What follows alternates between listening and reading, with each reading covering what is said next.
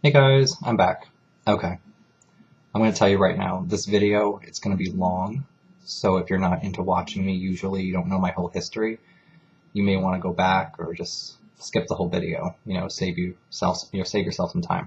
Okay, this is going to be a confessional video, where I just want to get some things out there, because my whole thing is, I've been very honest with everything that goes on with me. There's been something going on for the past month that I have not been. And what that is, well, okay. I want to lay some things down first, and by no means is this an excuse. It doesn't give an excuse to anybody. My mom's cancer returned, which you all know. She's having surgery next week. I have had health problems for about 2 years now, some which was from Xanax use, which I want to state for new people, I never abused that drug. I have a lot of digestive issues going on, heart issues, which is from the Xanax itself. And I recently started having blood in my stool, and I'm facing doctor's appointments, having to have a colonoscopy. I am agoraphobic, have anxiety issues, some OCD,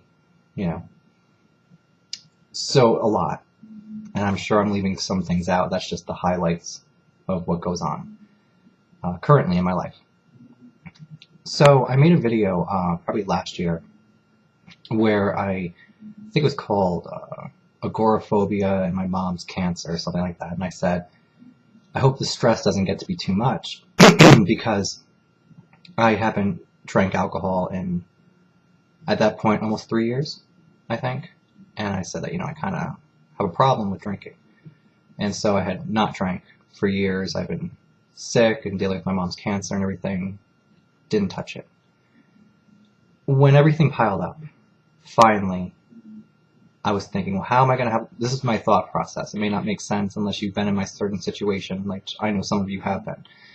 So my thought was, how am I going to be knocked out for a colonoscopy when I don't know if that's going to reignite my benzo withdrawal, if it's going to bring it all back, and I'm going to have to go through this all over again, and how am I going to cope with this? There's no one to drive me to these appointments. There is no one to support me through it. If I get depressed, it's me.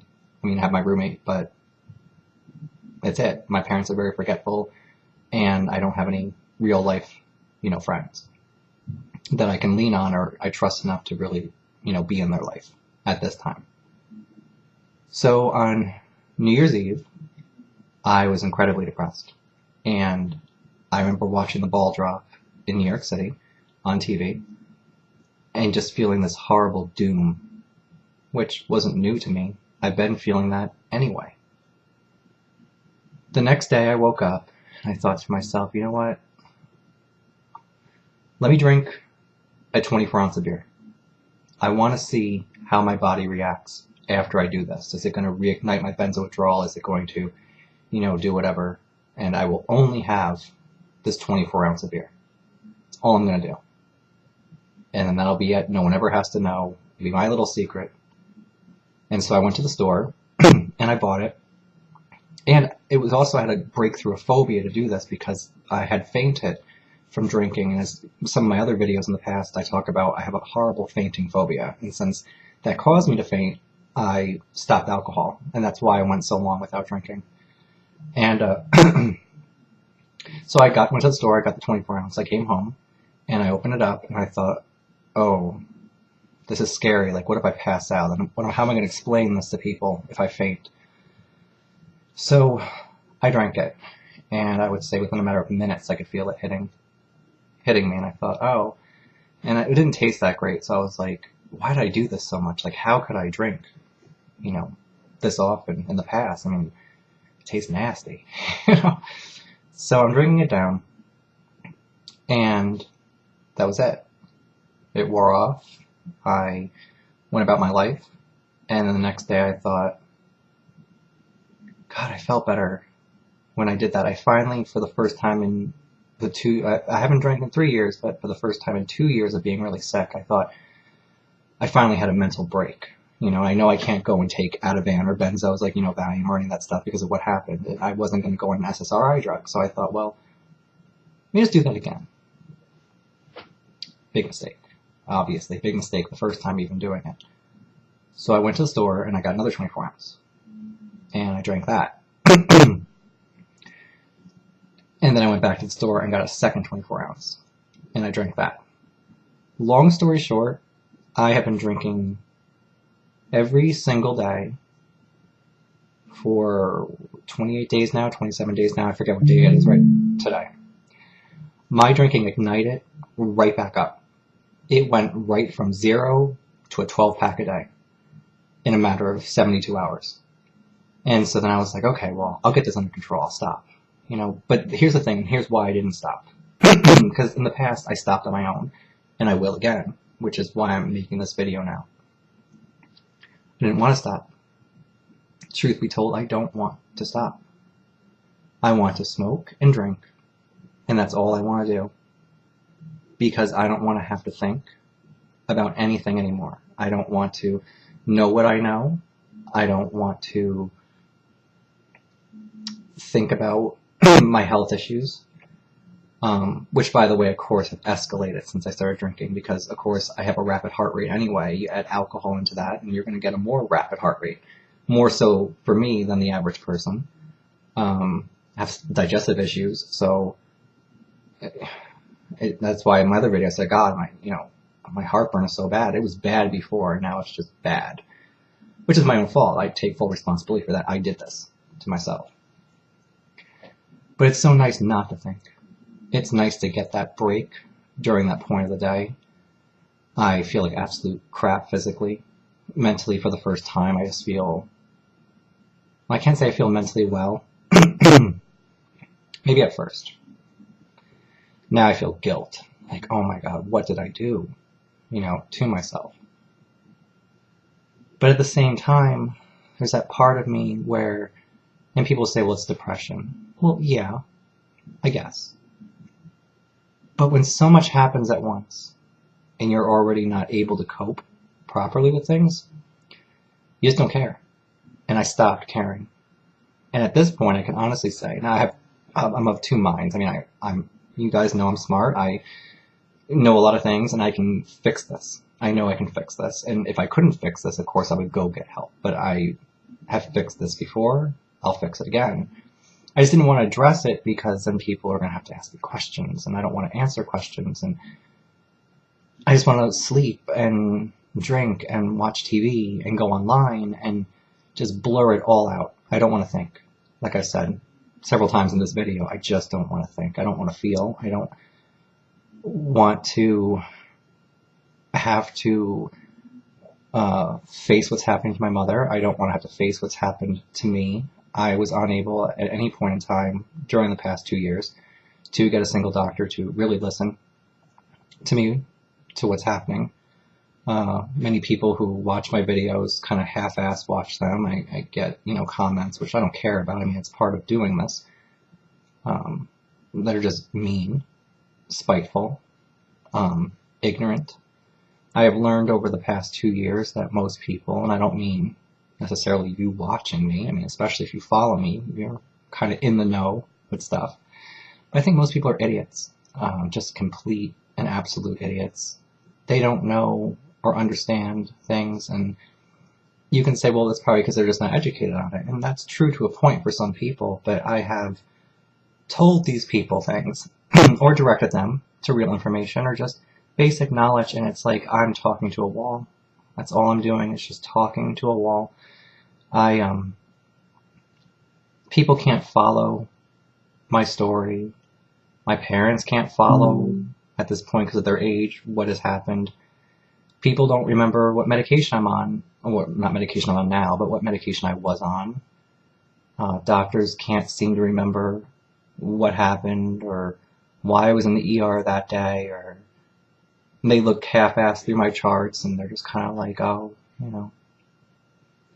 So I don't trust them. And another thing that really makes me distrustful of doctors is I had made the video about the congenital lobar emphysema.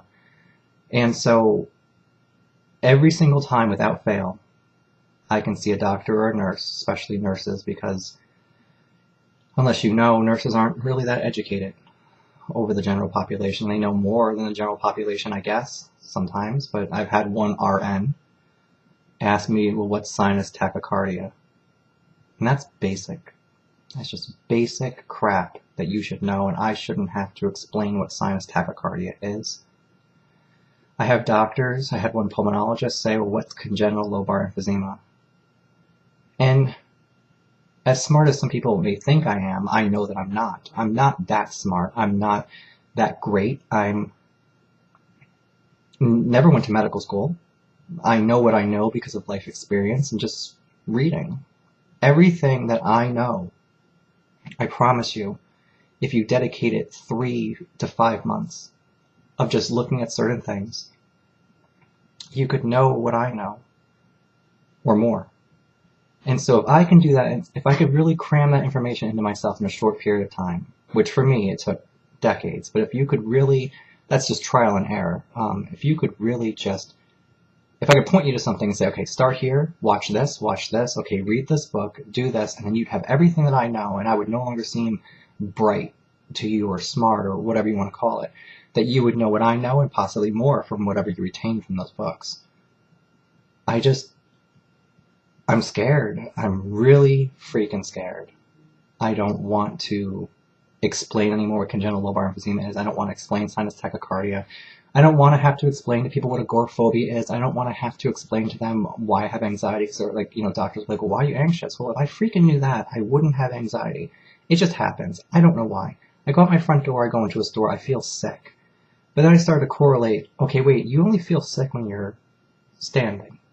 You don't feel sick when you're sitting. And so during the benzo withdrawal, I found all this stuff about POTS. And then emails fly in, oh, it's a make-believe disease, you're making it up. Or doctors saying, oh, well, you don't pass out. And I'm like, well, okay, well, a lot of people with POTS don't pass out. Some do, but not all. And then it was just, well, I've never heard of that, or I don't know what POTS is. And the one doctor, if you follow everything I said, it's like, oh, that's tuberculosis of the bones. No, it's not. So, like I said, it's no one's fault that I did what I did to myself. I just stopped caring. And when you get to a point where you no longer care, well, I can't say I don't care, but when you get to that point where it's, I'm going to cry all the time, and I can't function, and I can't eat, and I'm losing weight, and I can't get a doctor to listen to me, and if I go into a doctor's office in this state saying, I'm so upset about my life circumstances that I can't function, they're going to say, see, it's anxiety, it's all anxiety, and that's why your heart rate's high, and it's a bunch of bullshit, is what it is. My plan is to, I can't just, maybe I could, but I don't feel safe just drinking this amount and then just cutting it off like that. I don't want to go through that. I don't want to, risk anything happening. So I'll be smart like I was last time, and starting today, I'm tapering down on the amount that I'm drinking. At the same time, I have to quit smoking, which I know a lot of you guys don't read my blog, so that might be a surprise that I went back to smoking, but I said a couple times in my blog that I had. When my mom had a stroke, I just wasn't ready for it, and I didn't know what else to do, and that day I was in my car, and I thought, okay, I'm going to do something. What am I going to do? Do I get a beer? Do I smoke? And since I hadn't drank in so long at that time, I thought, well, I don't want to mess that up. Let me just smoke a cigarette, I'll be fine. And of course, who am I kidding? I'm not fine. I would start smoking right back to where I was. And the other thing too is people say, oh, you're such a downer, you always have complaints. All you do is complain. This is my outlet. This is not every second. I'm sick every day of my life. But this is not the end-all, be-all of me. It's just where I'm putting out information about what's happening to me for other people. I try to be as honest as possible, which offers me up to a great deal of judgment from others. But I have met very supportive people, and I am very appreciative to those people. My fear is that, people say, oh, you're drinking. Every day it's going to turn into, are you drinking? You sure you're not drinking? Well, how much are you drinking? I don't want to answer those questions. A couple times is fine, but I just don't want to be hounded. And that was my reservation about making this video, or just this disappointment from people, or, whatever. The good news, if I had to pick something good that has come out of this, is, number one, when I had stopped drinking, I seemed to not have been able to access certain memories of what went on during the time when I was drinking a lot. And so I would say to Keith, when we lived in Florida, well, when we were living here, I would say, well, hey, when we lived in Florida, I used to complain about this, or did I ever have an issue similar to this? And he would say, oh, I don't think so, or maybe, I don't know. And now I can remember. So certain things I know. The heat intolerance that I have now, I know damn well I had in Florida. Because I remember certain things now of being in his car without air conditioning and saying to him, I can't deal with this, I feel like I'm going to pass out. So that's good. Now I know that. I know that Xanax made certain things worse. And created a whole host of issues that I wish I never had to deal with. And for people who don't understand what can happen through benzo-withdrawal, you just aren't going to get it. I don't expect you to anymore. I've tried. I can't tell you how many times people have emailed me saying, oh, I took Xanax and I'm fine. Oh, great. I don't care. I don't care if you're okay. I don't. I mean, not to sound mean, but it's just like, Jesus, shut up. If you don't like my video, stop freaking watching me. Stop commenting on my blog. I'm not here for you. My message is for somebody else. And the people who get things out of it is why I do this. I'm not here for your entertainment. I'm not here to try to prove anything to you or try to educate you. This is all things that you should do on your own like I did. It was not easy to get to where I was with understanding all this. And unless you're going to put in time and really read and decipher what is a bunch of BS on the internet compared to what's actual information, which just triggered another thought. It's like, I go to a doctor and I can say, well, I was reading online that this, and they're like, oh, you can't believe everything you see online. I swear to God, I'm going to go to jail someday. I'm going to punch someone in the head. It's like they think I sit there on Yahoo Answers or just reading a bunch of what someone else said. Oh, blah, blah. If I did that, I'd be so uneducated. Do you know how many people sit on the internet and write stuff that all the time I read and I'm like, what?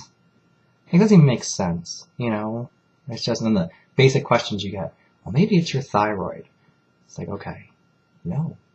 And I guess, and I can't blame people because it's YouTube or whatever, but at the same time, it's like someone will watch one video I made in 2008 or one video I made in 2009, and they come at me with, did you check this and this and this? It's like, did you check my other videos? Did you do anything at all? Did you, you're going to lash out at me and say, oh, well, you should have did this, or you're this age, and you need to get over this, or you just need to suck it up. It's like, shut up. Just shut up. And that's what I really want. And that's why I'm drinking, I think. It's like, just shut up. I'm tired of everyone in that sense. It's like, it comes at me from doctors, it comes at me from family, and then I do this as a service for myself. I mean, I'm not going to say I don't. I do it because it allows me to say stuff to people, and when someone else is watching it, I'm like, okay, someone else knows what's happening, and it makes me feel better. But I'm also doing it because I know I'm not the only person who goes through crap like this. And so it's really for them. Instead I get, some 19-year-old who's just like, oh, well, you should just take more Xanax because I go to parties and it's so fun. It's like, did you watch the video? Maybe you want to go to a different video and talk about that. And that's why I have the comment thing moderated. It's just, I read the ones that are hateful, I hit ignore. The ones that are decent and I feel are valuable for other people to read or supportive, I just click approve. And then I get emails over that. Oh, you censor your videos. Well, hell yeah, I do. What am I going to do? Sit there and have all these people come up telling, oh, you're a loser. Oh, I hope your mom dies of cancer. It's like, why would I approve that? I mean, are you kidding me? No. And then there's people that I have deleted from Facebook, which I get emails from later. Well, why'd you delete me? Or you're in a bad mood. No, I'm not in a bad mood. You're draining me. You're a psychic vampire. Everything I say you disagree with. That's fine. I don't care if you agree with me, but everything I put up. It's just this horrible disagreement. You're emailing me. You're saying negative stuff to other people. Why would I want to keep you on? It's exhausting. Then I sit there thinking, oh, well, do I really want to post this article? It might upset so-and-so, and I'll have to deal with their backlash. That's when I learned a couple months ago, just delete them. Get rid of them. Don't answer emails anymore if people piss you off. And same for you. If you're making videos and people are pissing you off, just stop. All it does is feed them, and it doesn't matter anyway. So what I would like to do is I want to see how quickly I can change. It's going to take about, like I said, about a week and a half to taper off this safely. I need to stop smoking, which will be harder than actually stopping drinking. I know that for a fact. A lot of people say, well, it can be hard for both, but for me, I think alcohol is more of just to anesthetize myself. whereas cigarettes is a real severe addiction. If I need to come off both those, I need to get myself in gear. I need to see a doctor. My mom's having surgery. I got to pull it together for at least one day because I want to go over to her house and see her. And before she goes in for surgery, because what a lot of people don't realize is when my mom goes into the hospital, they're always like, oh, we'll just be there for her, be supportive. I can't. I can't even go into the freaking hospital because I can't see the tubes that she's hooked up to because I'll pass out on the floor. So I can only call my mother. It's the same thing when she had the colon surgery. Of course, I was sick with the benzos then, but even if I wasn't, I can't stand to be in a hospital. And that might sound really non-compassionate. I don't know what the word is for that, but the thing is, I can't do it. I don't have anything going for me right now, and I cannot do it. So that's as much as I can be there is, with that. But at the same time, it's like, other times people say, well, why don't you go and talk to your mom? And I do. I talk to my mom every other day, which we weren't for a while because she was not understanding how sick I was. But I just ignore the fact that I'm sick. I call her. I listen to what she says. I'm there for her. But at the same time, you have to understand my family is not a very affectionate family, which is probably why I'm so messed up to begin with. Well, not really, but that's part of the reason. I can't sit there and say, Mom, I'm really sorry this has happened. I'm really there for you. If you need anything, just call me. It would turn into, I don't want to think about it. Why are you talking like that? You're acting like I'm going to die. So this is not where she is, and I can't be in a position where a lot of people say I should be because this is not what my parents are receptive to. I get emails saying, you should do natural treatments with your mom. She should do this, this, and this. You think I haven't said that? I mean, really? After everything, you think I haven't brought that up to her? You think I didn't say, Mom, stop eating all this sausage? Stop eating all this meat. Start changing your diet. It'll help your body. Or why don't you try probiotics? Or ask your doctor if it's okay to try this product with what you're doing. She's not receptive. My mom literally wants to watch television, read books, eat bologna sandwiches, and cook in a crock pot. I can't change it. And the more I try, the more crazy I go. And meanwhile, my health is going down the drain. This confession, of course, might be new to some of you, but about maybe a handful of people already knew this was going on and have been supportive, during it, expressed concern, sometimes more concern than what I really wanted or need, because it's not like I'm that bad off, at least not yet. I worry about when I do, if I did ignite the benzo withdrawal again, since I hit those GABA receptors. I don't know. Let's hope not. But I can tell you from when I wake up and I'm like hungover or whatever, it's not nearly as bad as what that was. That was just something that I don't know. If you haven't watched Benzo Withdrawal, Welcome to Hell yet, watch it. I went through something that I have like some type of post-traumatic stress over it. I don't even like to even talk about it anymore. And people email me, that's fine. I don't want you to stop emailing me. I'm okay with directing you on where to go, for that. But I get these flashbacks to what happened to me, and I can't sleep, and I have nightmares about it. I have dreams where I have Ativan going in my arm in ER, and they're like, oops, sorry, we made a mistake, and we just gave you Ativan. Or it's just, I am not functioning very well or dealing with that well. And people say, you need to see a therapist. I did. Two therapists I went to. I have told both therapists what happened with that benzo withdrawal. And instead of saying to me, or even humoring me and saying, that must have been awful, for you, or even if they don't believe me, they don't even pretend. It's just right away. The medication doesn't do it. Oh, well, your anxiety and, with that and that, why don't we try this drug and this drug? It's like, do you people not freaking get it? I'm not taking any more psych drugs. Do you have any idea what I already went through? I'm not doing that again. It's just not something that I'm going to do at this point in my life. And so now it turns to, well, you're self-medicating with alcohol. Oh, well, it beats taking Valium and going crazy for a year and being unable to stand and teaching myself to walk again and vomiting day in and day out and having horrible depression and off-the-wall OCD. No, thank you. I much rather deal with the hangovers and deal with judgment from people for drinking. Sorry if I seem angry. It's just a lot has really, built up. I haven't been sleeping properly, and it's not necessarily the alcohol, because I wasn't sleeping properly when I started noticing the blood in the toilet, and I just am done. I don't want to do this anymore. And then people say, are you suicidal? No, I'm not. You would think maybe I should be, but I'm not suicidal. Someone emailed me the other day, well, not email, but commented several times I should go kill myself and all this stuff. And it's just like, why do I do this? Why do I even bother making videos? Why do I say all this stuff? And then something inside me just keeps saying to teach. You're doing this to teach. And I always sit here and think, why am I here? What's my purpose? Everyone's doing something with their life. I haven't done anything. And that's really not true, because there's an awful lot of people that have reached out to me, and I have been extremely honest to the point where it has bit me in the ass repeatedly. It gives people ammunition against me. I just don't care. I mean, I do. I do, but I don't. Like I said, I'm not here for them. I'm here for whoever's going to watch this tomorrow or 3 years from now when everything's said and done with me and I'm alive, I'm dead, I'm healthy, whatever. So, I guess that's it. 26 minutes is enough. I'll make another video. Not every video is going to be about this. I'm not going to get into the whole thing. I'll let you all know once certain things are settled with me. I've learned to make videos, whether I want to or not, because like I said, people don't read what I write. Some do, most don't. It's okay, it's the world we live in, whatever.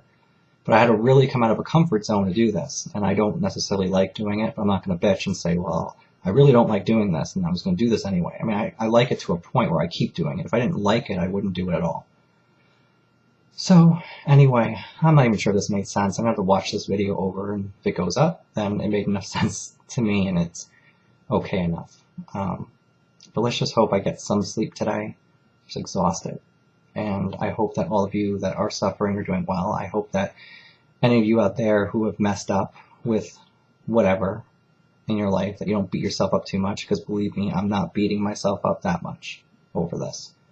It's like, not an excuse, it's understandable, it happened, I deal with it, life goes on. It's life, it's not a hayride. So anyway, alright, I'll talk to y'all later. As I haven't drank alcohol in, at that point, almost 3 years, I think. And I said that, I kind of have a problem with drinking. And so I had not drank for years. I've been sick and dealing with my mom's cancer and everything. Didn't touch it. When everything piled up, finally, I was thinking, well, how am I going to have... This is my thought process. It may not make sense unless you've been in my certain situation, like I know some of you have been. So my thought was, how am I going to be knocked out for a colonoscopy when I don't know if that's going to reignite my benzo withdrawal, if it's going to bring it all back, and I'm going to have to go through this all over again, and how am I going to cope with this? There's no one to drive me to these appointments. There is no one to support me through it. If I get depressed, it's me. I mean, I have my roommate, but that's it. My parents are very afraid. A little secret. And so I went to the store, and I bought it. And it was also, I had to break through a phobia to do this, because I had fainted from drinking, and as some of my other videos in the past I talk about, I have a horrible fainting phobia, and since that caused me to faint, I stopped alcohol, and that's why I went so long without drinking. And so I went to the store, I got the 24 ounce, I came home, and I opened it up, and I thought, oh, this is scary, like what if I pass out, and how am I going to explain this to people if I faint? So I drank it, and I would say within a matter of minutes I could feel it hitting me, and I thought, oh, and it didn't taste that great, so I was like, why did I do this so much? Like, how could I drink, this often in the past? I mean, it tastes nasty. For new people, I never abused that drug. I have a lot of digestive issues going on, heart issues, which is from the Xanax itself, and I recently started having, like, blood in my stool, and I'm facing doctor's appointments, having to have a colonoscopy. I am agoraphobic, have anxiety issues, some OCD, So a lot. And I'm sure I'm leaving some things out. That's just the highlights of what goes on currently in my life. So I made a video probably last year where I think it was called agoraphobia and my mom's cancer or something like that. And I said, I hope the stress doesn't get to be too much because, hey guys, I'm back. Okay. I'm going to tell you right now, this video, it's going to be long. So if you're not into watching me, usually you don't know my whole history, you may want to go back or just skip the whole video, save yourself some time. Okay. This is going to be a confessional video where I just want to get some things out there because my whole thing is, I've been very honest with everything that goes on with me. There's been something going on for the past month that I have not been. And what that is, well, okay. I want to lay some things down first. And by no means is this an excuse. It doesn't give an excuse to anybody. My mom's cancer returned, which you all know. She's having surgery next week. I have had health problems for about 2 years now. Some which was from Xanax use, which I want to stay forgetful, and I don't have any real life, friends that I can lean on or I trust enough to really, be in their life at this time. So on New Year's Eve, I was incredibly depressed, and I remember watching the ball drop in New York City on TV and just feeling this horrible doom, which wasn't new to me. I've been feeling that anyway. The next day I woke up and I thought to myself, you know what? Let me drink a 24-ounce of beer. I want to see how my body reacts after I do this. Is it going to reignite my benzo withdrawal? Is it going to, do whatever? And I will only have this 24-ounce of beer. That's all I'm going to do. And then that'll be it. No one ever has to know.